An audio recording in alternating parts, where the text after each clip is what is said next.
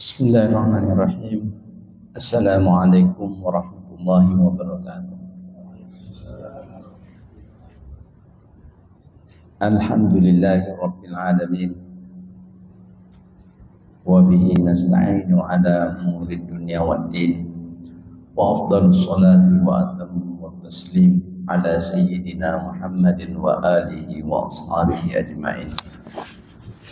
Allahumma akhrijna min zulumatil wahmi wa akrimna bi nuril fahm waftah alaina bi ma'rifatil ilmi wa sahhil akhlaqana bil hilmi waj'alna mimman yastami'una al-qawla fayattabi'una ahsana. Subhanaka la ilma lana illa ma 'allamtana innaka antal alimul hakim. Amma ba'd.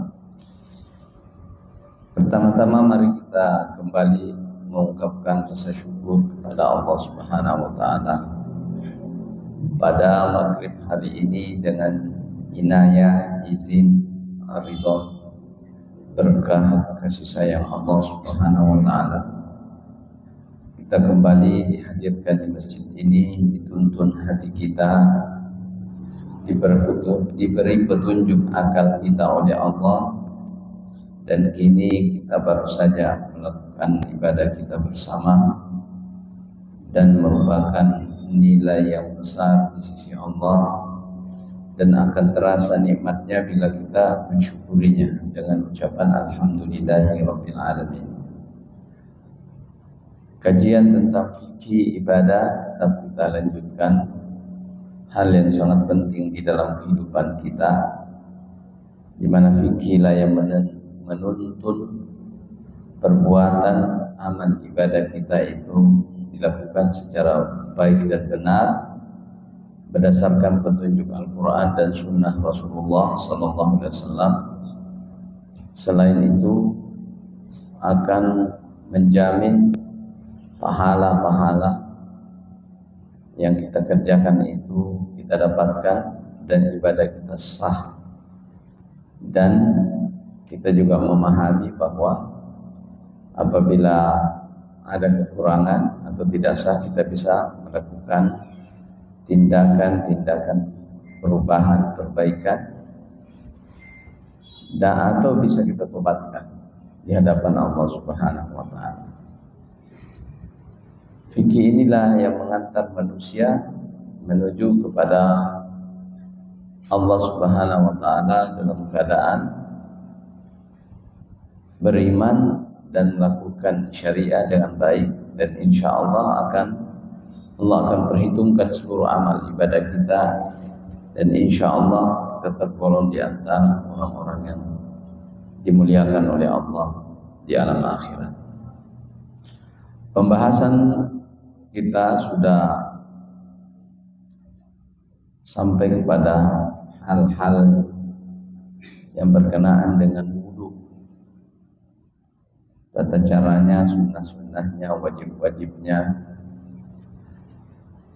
Untuk lebih sempurnanya, yang terakhir adalah berkenaan dengan hal yang membatalkannya, supaya kita tahu bahwa ini wudu kita ini baik-baik saja atau tidak batal, dan dipakai untuk sholat atau dipakai untuk membaca Al-Quran, ya. Ini masih sah atau tidak?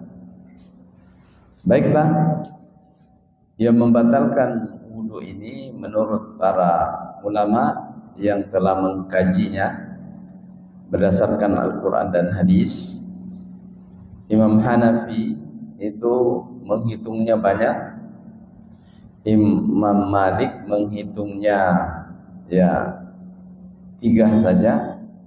Banyak tadi ada 12 Imam Hanafi. Imam Syafi'i mengatakan ada 5. Imam Ahmad bin Hanbal mengatakan ada 8. Tetapi yang 3 masuk juga di golongan yang kelima. Yang 5 itu, kemudian yang 5 itu masuk juga di yang ke-8 itu menurut Imam Ahmad. Dan yang ke-8 ini juga masuk juga dalam hitungannya Imam Hanafi 12. Jadi ada yang menghitungnya sampai rinci jadi banyak. Ada yang menghitungnya tidak seluruhnya dia masukkan, ya, jadi sedikit. Ada yang mengelompokkannya dalam hal jumlah yang globalnya saja atau garis besarnya saja, yaitu Imam Malik. Baiklah, kita lihat bahwa yang membatalkan wudu adalah semua yang keluar dari dua lubang utama, belakang dan depan. Ya, kalau kita kencing keluar dari depan, kalau kita buang air besar keluar dari belakang. Yang biasa keluar, jadi kalau yang biasa keluar, nah itu membatalkan wudu. Kencing, buang air besar, angin, kemudian madi, wadi, ya, atau mani. Yang tidak biasa keluar, cacing bisa keluar dari pantat, atau kita makan sesuatu kemudian bijinya tertelan dan tidak hancur di pencernaan, dia keluar, atau darah yang sedikit. Qalilan kana al-khariju au kasiran, itu masuk dalam sedikit atau banyaknya. Kalau ada yang keluar, itu dianggap orang seperti BAB, ya. Au jaa ahadum minkum minal ghaiti. Surat Al-Maidah, itu yang dimaksud adalah berhadas. Sabda Rasulullah sallallahu alaihi wasallam, la yaqbalullahu salata ahadikum idza ahdasa hatta yatawadda. Allah tidak menerima salat seseorang di antara kalian kalau dia berhadas sampai dia berwudu kembali. Ya. Jadi orang yang keluar sesuatu dari depan dan belakang itu dikategorikan berhadas. Hadas artinya kejadian. Seorang dari Hadramaut bertanya, ya, kepada Abu Hurairah.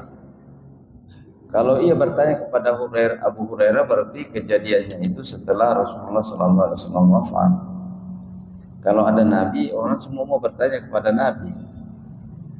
Tapi ketika Rasulullah sudah wafat, ya, bertanya masalah hukum Islam, ya mereka bertanya kepada yang ahli fikih biasanya. Temui Abu Hurairah, temui Abdullah bin Mas'ud, menemui Abdullah bin Umar. Bertanya, apa sebenarnya itu al-hadas? Apa itu hadas?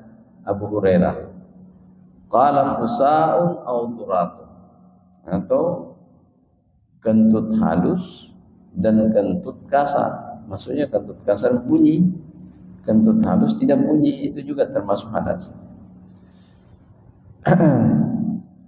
Rasul itu bersabda, la wudu'a illa min sautin aw rihin, wa li'anna al-kharija ghairul mu'tad. Jadi dikatakan di sini adalah bahwa yang hadas itu adalah kentut yang berbunyi atau tidak berbunyi. Rasul sallallahu alaihi wasallam bersabda, la wudu'a illa min sautin aw rihan. Tidak diulang wudu kecuali apabila ada yang keluar suara atau angin yang keluar. Ya. Jadi ini ya, keluarnya sesuatu ini membuat wudu batal. Kemudian ada pendapat wastasna syafi'iyatu maniyu syakhsi nafsihi fa innahu la yanqudu li annahu ajabu wa a'zamul amrayni wa huwa al-ghasal. Ya. Ada pendapat dari Imam Syafi'i secara tersendiri bahwa kalau keluar mani tidak membatalkan wudu, tetapi wajib mandi. Jadi kalau sudah mandi, nah itu di atasnya lagi wudu. Nah itu cuma pendapatnya Imam Syafi'i. Tetapi yang lain mengatakan harus berwudu kembali. Baik. Yang kedua yang membatalkan wudu, al-wiladatu min ghairi ru'yati ad-damin. Jadi melahirkan itu membatalkan wudu bagi wanita. Walaupun ia melahirkan tidak mengeluarkan darah, dan ini jarang sekali. Dan bahkan secara yang kita kenal selalu mengeluarkan darah orang melahirkan. Tetapi fikih itu menghitung sampai kecil. Bagaimana kalau seandainya ada orang melahirkan tanpa mengeluarkan darah? Nah itu juga bagaimana wudunya? Imam Hanafi mengatakan ya bahwa itu batal wudunya. Wasahih indal Hanafiyah annal mar'ata la takunu hina idzin nufasa li ta'alluqin nifasi bid-dami wa lam yujad wa inna ma 'alaiha al-wudu lirrutubati. Wa qala Abu Hanifah 'alaiha al-ghuslu ihtiyatan li adami khalwihi an qalilin damin aw ghaliban. Orang yang melahirkan itu batal wudunya. Tetapi ada pendapat tersendiri dari Imam Hanafi bahwa kalau alasannya orang melahirkan itu batal wudunya karena keluar darah, kalau dia tidak keluar darah, menurut saya tidak batal wudu. Nah itu pendapatnya Imam Hanafi, tapi jumhur ulama mengatakan batal. Baik. Yang ketiga adalah al-khariju min ghairi sabilaini kaddami wal qayhi. Dengan apabila ada yang keluar dari tubuh kita selain dari dua jalan itu, selain dari depan atau selain dari belakang dan depan. Ya, seperti darah keluar di tubuh ini darah. Bagaimana kalau diambil darah tak batal wudu apa tidak? Kita lagi wudu nih, kemudian ada pemeriksaan, diambil darahnya sedikit, batal apa tidak wudu? Nah, atau dahak atau nanah, meletus nenata, ada yang keluar dari tubuh, dan itu keluar dari tubuh bukan dari jalanan yang biasa keluar. Menurut Imam Hanafi, kalau jumlahnya banyak, ya, itu membatalkan wudu. Dan banyak itu bagaimana ukurannya? Banyak. Ya, umumnya saja, dari perasaan saya sudah banyak keluar. Digigit nyamuk, keluar darah sedikit, tidak batal wudu. Tapi kalau digigit tikus misalnya keluar darah banyak, batal wudu. Ya. Tergantung kondisinya. Jadi naqidun bi syarti sailanihi indal Hanafiyah.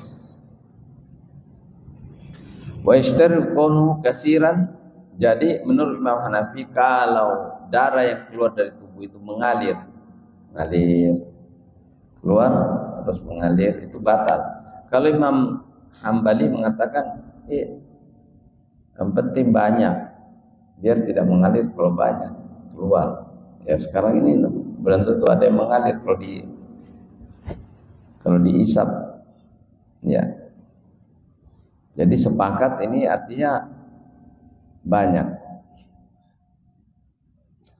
Dasarnya adalah hadis Nabi mengatakan al-wudu'u min kulli damin sa'idin. Hendaklah seseorang itu berwudu apabila darahnya mengalir keluar. Kemudian hadis lain mengatakan man qa'ah aw ra'afa fi salatihi falyansarif walyatawadda walyabni wa yukammil ala salatihi ma lam yatakallam. Siapa yang muntah di saat dia salat, berarti dia salat, hendaklah kembali berwudu. Kemudian setelah itu menyempurnakan salatnya selama dia tidak berbicara. Artinya mengulang salatnya. Kemudian itu kalau mengalir. Tapi kalau tidak mengalir, ada hadis Nabi mengatakan laisa fil qatrati wala fil qatrataini min damin wudu'un illa an yakuna daman sa'ilan. Kalau satu tetes, dua tetes dari darah yang keluar tidak perlu wudu kecuali darah itu mengalir. Ini hadis Nabi, riwayatnya siapa ya? Riwayatnya Daruqutni, Abu Hurairah, qala al-Hafiz isnaduhu dhaif. Ya, hadisnya lemah ini. Baik. Jadi pendapat Imam Hanafi ya adalah kalau darah itu mengalir. Imam Hambali sama-sama dengan Imam itu kalau banyak. Ya, tadi dalilnya ya sudah kita sampaikan.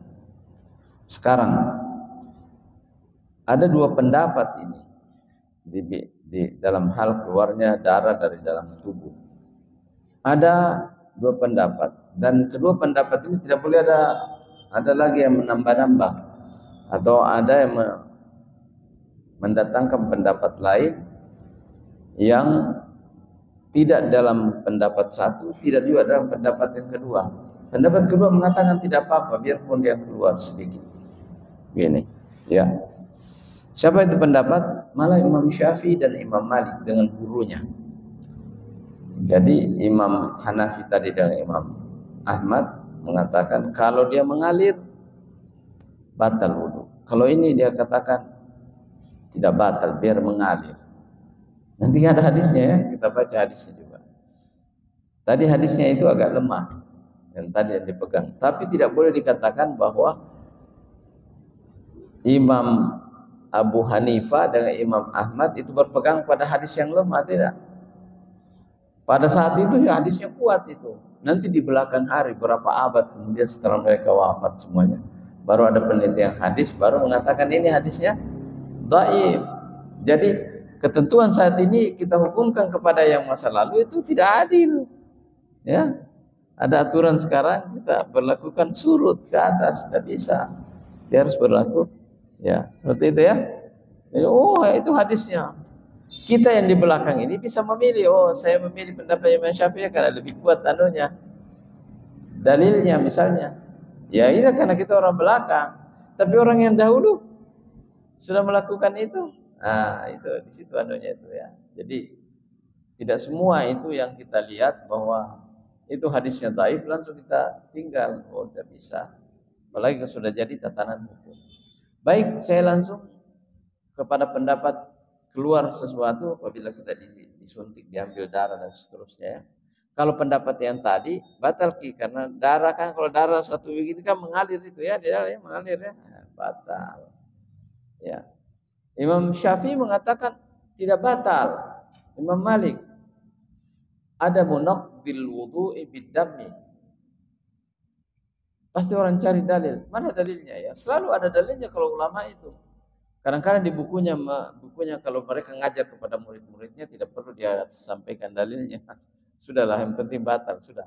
Muridnya juga tidak menuntut. Mana dalilnya Ustaz? Tidak usah.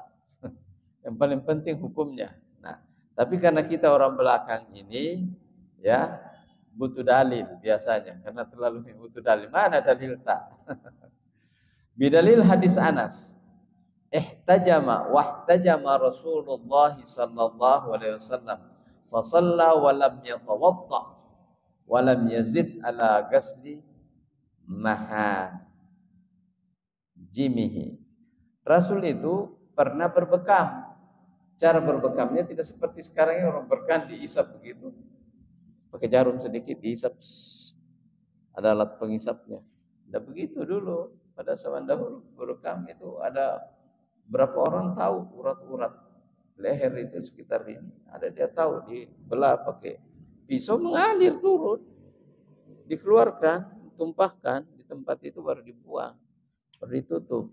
Beda cara anunya. Kalau sekarang kondisinya seperti itu, orang lari bisa lari orang. Ya, lihat darahnya keluar, ya, mungkin itu. Ya, jadi begitulah. Nabi Shallallahu Alaihi Wasallam berbekam, mengalir dia berbekam. Setelah berbekam, tidak wudhu lagi, langsung sholat dan tidak berwudhu kembali. Jadi bagaimana pendapat Imam Ahmad tadi? Ya itu juga ada hadisnya Nabi ya. Kalau banyak, kalau mengalir. Jadi ini persoalan mengalir ada dua ini. Ya. Wa hadis Abbad bin Bashar annahu usiba bisihamin wa huwa yusalli fastamarra fi salatihi. Ini kita ingat dulu ya. Ada kejadian dalam pertempuran Muraisi' kalau tidak salah, ya. Salah satu pertempuran itu. Nabi pergi bertempur, orangnya tidak ada, lari kan. Ada orang-orang yang ingin dihadapi Nabi itu melarikan diri, jadi kembali. Ternyata ada salah seorang sahabat itu ada melukai seseorang di sana. Kemudian datang, balas dendam, dia lari. Nah, ketika Rasulullah beristirahat di satu tempat bersama sahabat, ada dua orang sahabatnya Al-Ansar, jaga duluan pintu masuknya ini. Jadi biasanya Nabi kalau beristirahat ada gunung, ada ini lembah, kemudian orang masuk dari satu pintu saja kan, di situ ada penjaga. Nah disitulah kejadiannya itu. Nah, kita gantian jaga ya, saya pertama ke jaga atau kamu dulu? Ya kau tidur lagi lah, saya duluan. Nah inilah Abbad bin Bashar. Sudah lama mungkin ada nyamuk juga atau apa situ. Wah tidak ada apa-apa ini, sunyi-sunyi ini. Daripada tidak ada kerja, lebih baik saya salat. Ya. Asyik dia salat, Allah. Ada yang ngintip-ngintip panah, kena panah dia. Wah kena panah. Ini saya berhenti salat apa seteruskan salat? Panah aja. Allah, dia lanjutkan. Sungguh lagi. Keluar darahnya mengalir. Nah, sampai ketiga kalinya, sudah hampir jatuh. Ketika dia sujud, dihantam lagi, berdarah. Sudah tidak tahan lagi. Akhirnya dibangunkan temannya. Bangun. Kenapa enggak bilang, ternyata kau terluka ini. Bangun, dikejar orang itu, lari orang itu, tidak dapat. Ribut orang. Kenapa kau akhi tidak sampaikan ketika kau sudah kena pertama kali? Sudah. Satu, saya tidak mau bangunkan kamu. Yang kedua, saya berada dalam salatku. Tanggungi. Tanggungi bacaanku. Nah, berdasarkan ini adalah satu cerita ya. Cerita. Tapi cerita itu tidak berlalu begitu saja pada kaum fuqaha. Iya. Para ahli fikih tidak berlalu begitu saja. Yang diamati adalah dia keluar darahnya mengalir. Tidak membatalkan wudunya. Tetap dia salat. Dan ketika dilaporkan kepada Rasulullah tidak dianggap salatnya itu batal. Kemudian hadis yang kedua tadi yang mengatakan ketika Nabi al-hijama itu tadi berbekam, tidak berwudu kembali. Artinya kalau keluar dari sesuatu dari tubuh kita dalam mazhab Imam Syafi'i dan Hanafi tidak batal wudu. Jadi pergi ambil darah, ditarik darah, tidak apa-apa. atau donor darah tidak batal wudu. Kalau dalam mazhab Imam Syafi'i sama sekali donor darah tidak batal wudu. Tapi mazhabnya yang tadi batal wudu, sudahlah. Ya. Kita dalam mazhab kita sajalah, ya. Tapi kalau saya mau ambil mazhab itu boleh juga lah, karena ikut mazhab itu juga ikut Nabi. Karena itu juga ada hadisnya tadi. Ya. Baik. Itu dalam hal masalah darah. Kemudian al-qai', muntah. Tadi sudah diucapkan muntah. Sesuatu yang keluar dari tubuh. Tapi ini khusus untuk muntah. Nah, untuk muntah ini kalau muntahnya banyak, sepakat lagi itu. Sama dengan pendapat tadi yang keluar. Kalau keluarnya banyak, batal wudu. Kalau keluarnya sedikit, tidak batal wudu. Ini muntah. Kalau muntah banyak, sama ya, muntah banyak, Imam Hanafi dan Hambali itu membatalkan wudu. Ukurannya banyak, Imam Hanafi mengatakan itu mulutmu penuh. Begitu kau pasti tak lempar ke keluar kalau penuh. Ya, itu. Ya. Kalau Imam Hanafi ya, Hambali mengatakan ya yang banyak sesuai dengan ukuran yang manusia tahu. Ya, kalau sudah keluar banyak ya sudah membatalkan wudu. Dalilnya, ini saya baca satu aja ya dalilnya. Hadis Aisyah, man asabahu kai'un ri'afun aw qalasun aw madin falyansarif falyatawadda wala yubni ala salati wa fi dzalika wa huwa fi dzalika la yatakallam. Ini hadis yang tadi, bahwa siapa yang ditimpa sesuatu kemudian dia muntah, ya, maka hendaklah dia berwudu kembali, dan kalau dia dalam keadaan salat dia muntah, hendaklah mengulang salatnya. Itu artinya muntah ini tadi adalah membatalkan wudu. Berarti Imam Syafi'i tidak membatalkan wudu dengan Malik, karena kalau yang keluar ini, ya, tadi kalau yang keluar banyak mengalir, yang keluar banyak dari tubuh itu membatalkan. Kalau yang sedikit tidak. Nah, sekarang kita coba lihat pendapatnya Imam Malik dan Imam Syafi'i. La yang qudul wudu bil qai' li'annahu alaihi salam. Tidak batal wudu kalau muntah. Jadi mazhab kita adalah tidak batal wudu kalau muntah. Tapi muntah ini yang tidak sengaja. Jadi ada orang muntah sengaja. Bagaimana itu muntah sengaja? Korek-korek. Korek-korek. Langsung dia muntah. Nah, itu sengaja, itu batal, itu sengaja. La yanqudul wudu'a bil qai' li'annahu ya alaihi salam qa'a falam yatawadda. Tidak batal wudu kata Imam Syafi'i. Kenapa? Nabi pernah muntah kemudian tidak wudu lagi. Kemudian hadis lain, sudah satu hadis itu, hadis tadi yang pertama riwayatnya Imam Daruqutni, kemudian dikuatkan oleh hadisnya Imam Ahmad, Abu Daud, Ibnu Majah. Ini lagi dikatakan seorang sahabat bernama Sauban qala qultu ya Rasulullah, saya bertanya, ya Rasulullah, hal yajibul wudu'a minal qaid? Bolehkah kita berwudu kembali setelah muntah? Jawabnya Rasulullah, kalau itu wajib maka tentu ada di dalam Al-Quran. Ada nggak di dalam Al-Quran? Ya, tidak ada ya Rasulullah. Ya itu seperti halnya orang meludah. Meludah. Jadi ini mazhab Imam Syafi'i. Kalau orang muntah itu sama aja dengan orang meludah. Kalau orang meludah bagaimana? Tidak batal wudu. Tetapi Syekh Wahbah Zuhaili, ya, yang faham semua dalil dan semua mazhab, mengatakan wadhahir li annal kharija min ghairi sabilaini kaddami wal qai' yanqudul wudu idza kana katsiran fahisha kama qala al hanabilah qiyasan al kharjin najm min sabilain.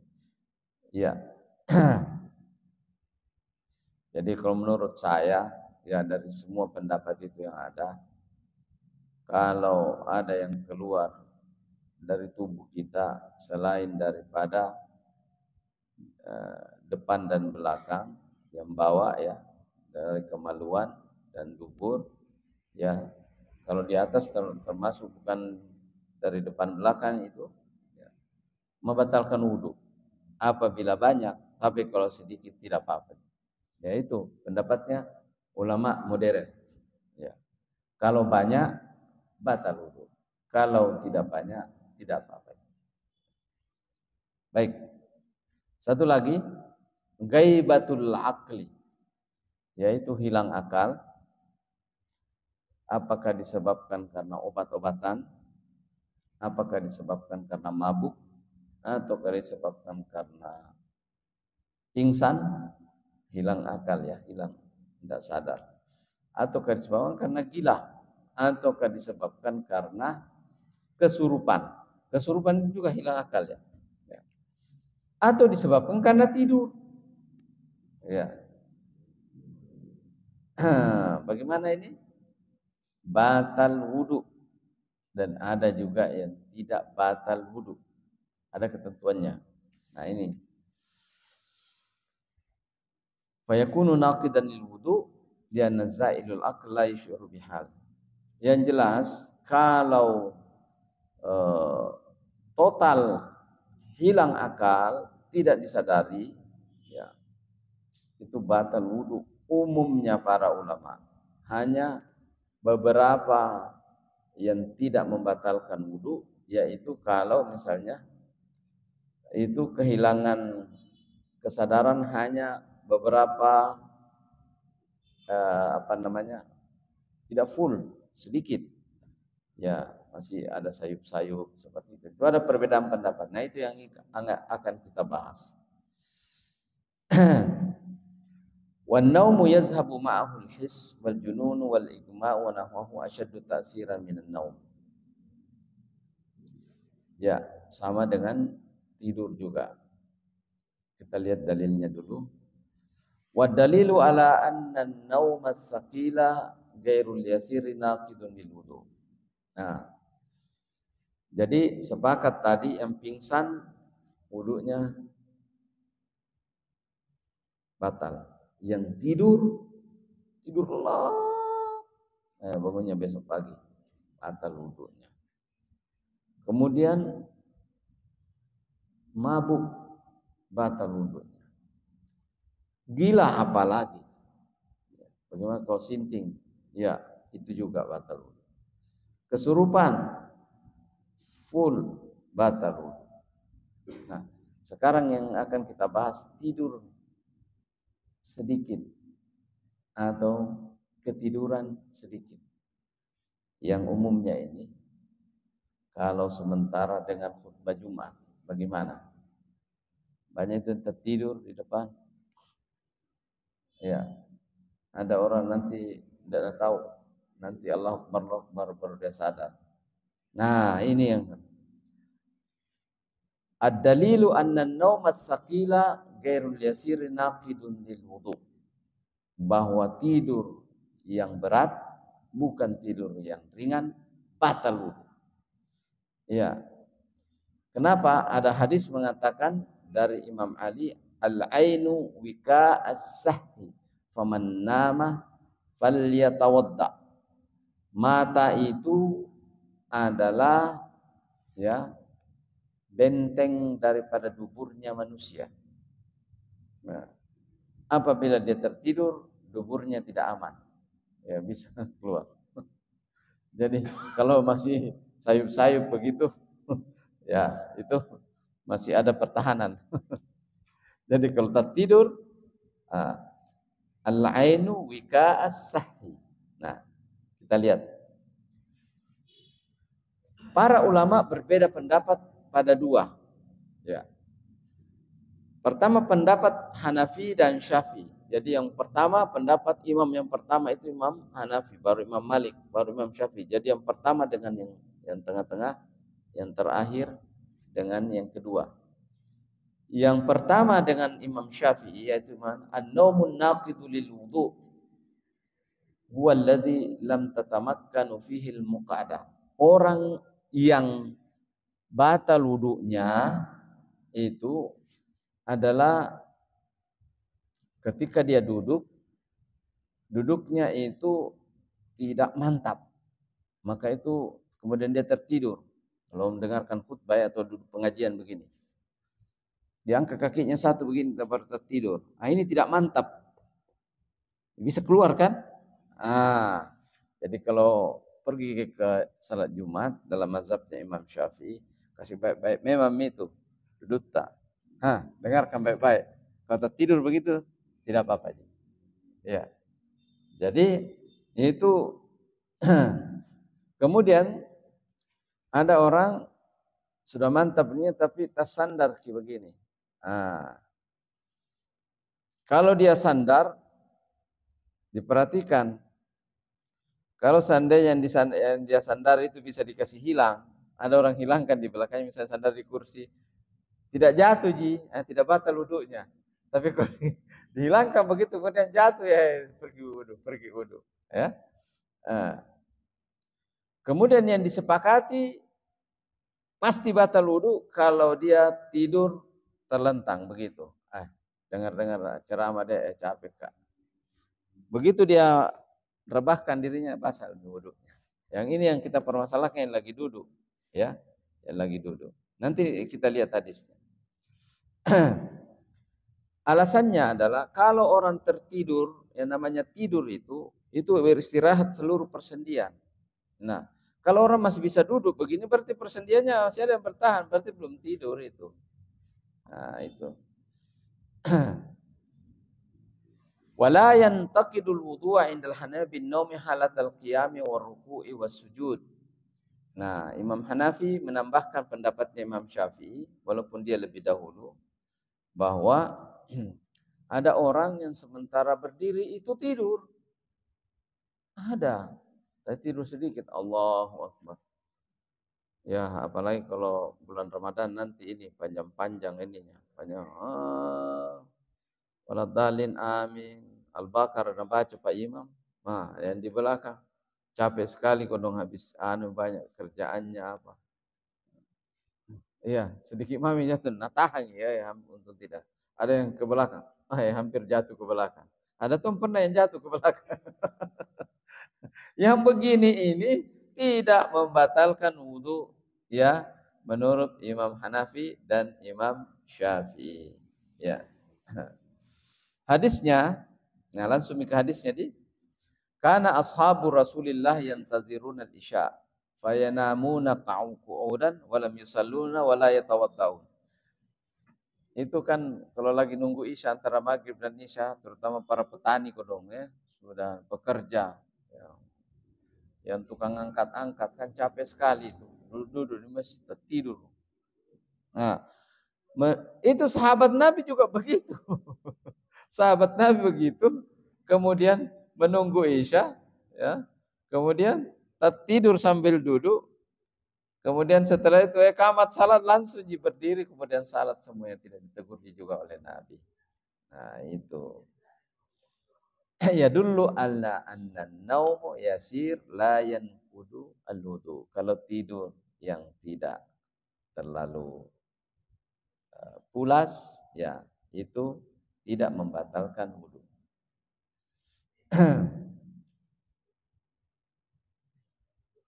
Ini kejadiannya nih. Ini ada 2 hadis ya, satu mau saya ambil. Nah, ini kejadiannya pada Nabi. Ini Ibnu Abbas masih anak muda. Masih anak muda Ibnu Abbas ya, mungkin 13-14 tahun lah umurnya.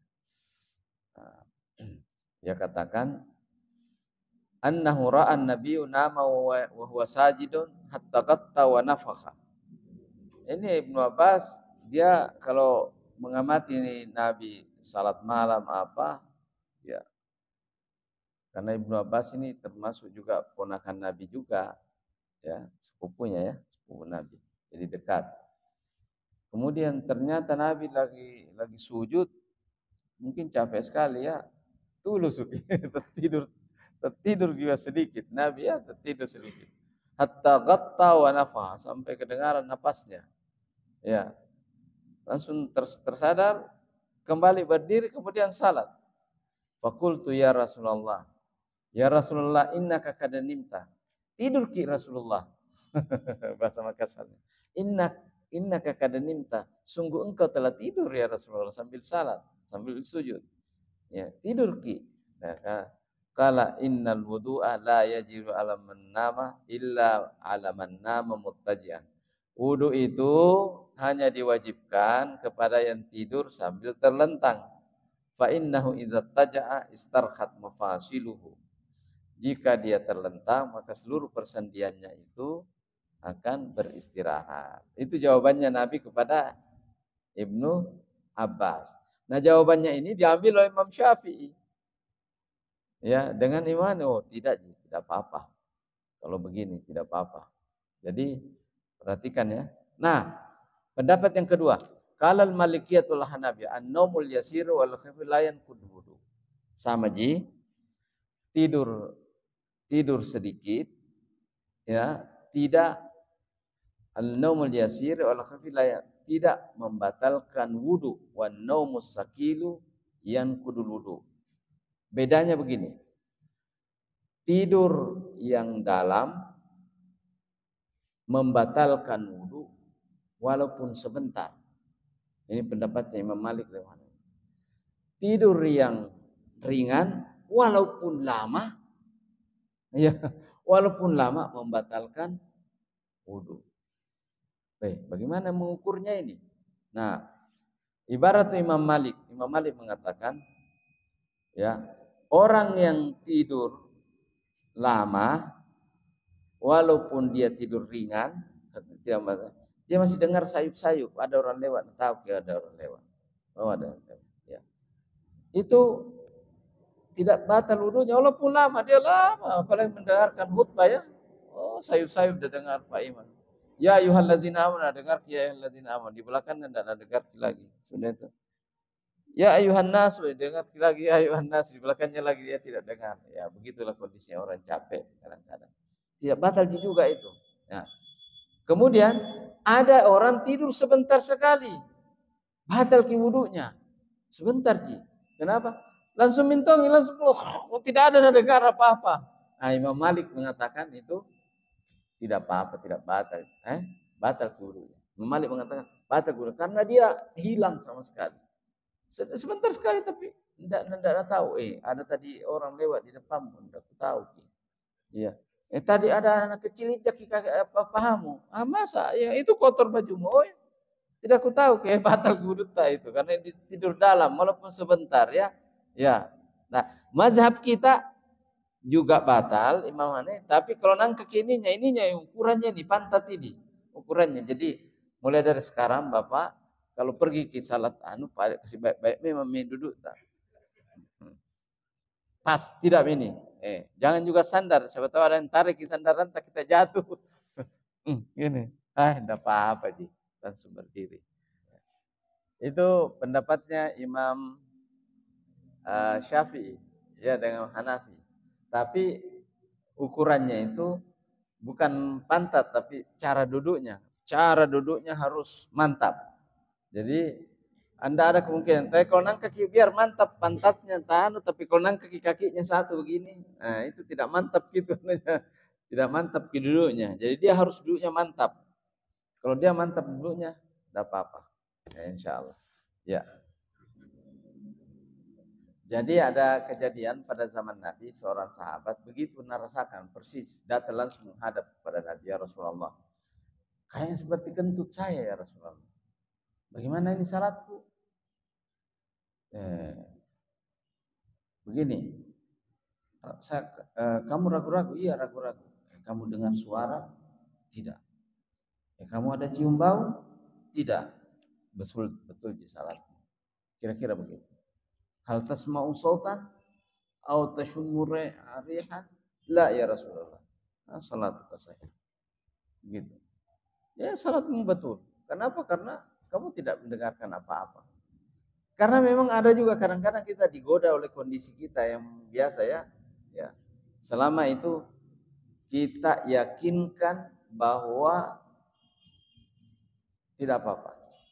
Karena nanti kita akan sampai kepada pembahasannya. Salah satu yang membatalkan wudu adalah ragu-ragu. Salah satu yang ragu-ragu. Kapan kita ragu batal kita wudu tak? Jadi tidak di sampingku tadi tidak kebawaan tonji. Kalau kebohongan pasti lihat-lihat. Ya kira-kira begitu ya. Selama tidak ada yang buat, jangan ragu, pastikan bahwa ini. Tapi kalau masih ragu sih kali batalkan. Begitu, tidak boleh orang berada dalam keraguan. Ya, saya kira itu Pak ya. Kalau yang ini apa namanya ditepuk itu petunjuk fikihnya adalah bahwa apabila kita memberitahu dia bahwa kita mau ikut, itu untuk salat bukan salat wajib. Iya, salat sunnah. Ya, kita kan tidak tahu apakah dia salat sunnah atau salat wajib. Jadi ketika ditepuk pelan-pelan ya Pak ya, nanti dia kaget ya seperti ini. Pelan-pelan sini. Nah, dia itu kalau orang mengerti fikih, dia harus memberitahu yang di belakangnya ini saya salat wajib atau salat sunnah. Kalau dia dalam keadaan salat wajib, dia tidak usah bilang-bilang, dia jangan memberikan respon. Diam saja, itu berarti dia salat wajib. Boleh diikuti. Tetapi kalau dia salat sunnah, dia memberikan respon seperti ini. Dia tahan tangan. Ya, dia tahan begini. Dia kata, begitu dipegang anunya, dia tahan begini. Berarti dia salat sunnah itu. Ataukah salat tobat kata salat ini. Tidak perlu dia diikuti. Nah, seperti itu. Kemudian salam ya tadi ya. Kemudian harus salam ke kiri dan ke kanan. Ya itu memang riwayatnya seperti itu, ajarannya memang nanti salam ke kanan dan salam ke kiri. Filosofinya. Kemudian jabat tangan kiri kanan. Anda gitu.